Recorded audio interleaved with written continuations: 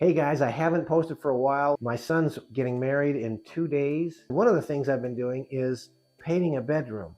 I thought I'd make a quick video about the process of how to paint a bedroom for the time when you're going to need to do it yourself. The first step is clearing out the room. Get all the furniture out, get everything off the walls, or you can pull it into the center of the room and cover it. You'll probably want some blue tape or painter's tape. You use this to trim the edges so that you can go right up to the edge with the brush, and then when you're done, you can peel the tape off and you got a good clean spot. I also use this to mask off outlets. It just helps you have a cleaner trim when you're done. Put a tarp down to cover the floor so that you protect the carpet. Spackle all the holes unless you're going to use them again after you've painted. Since I'm going from a dark color to a light one, I put down a primer coat. That makes sure that the lighter color is not darkened by the layer that's underneath it. Using a paint tray liner, pour your stirred paint into the tray. Wet your roller and start painting using a W or M pattern and fill in the spaces. That helps avoid streaks. When I was growing up, my dad wasn't around to show me how to do things like this. I had to learn from older brothers or by watching neighbors and figuring out on my own.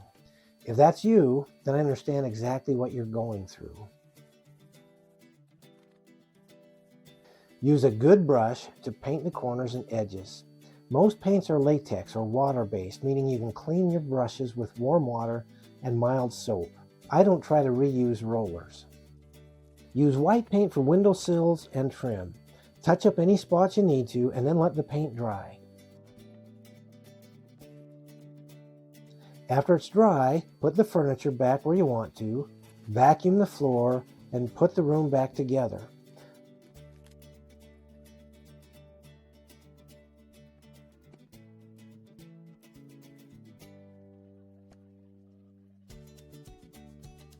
Attach hardware, brackets, hang pictures back to the wall as you want them in the newly painted room.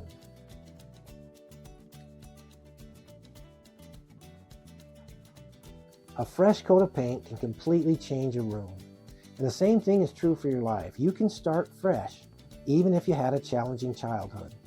If you'd like some practical tools to help you build that new foundation, I've put together a free guide called the Fatherless Edge. You can download it at the link in the description or in the bio, or go to fatherlessedge.com. And remember, you do have a dad that loves you. And I'll see you on the next video.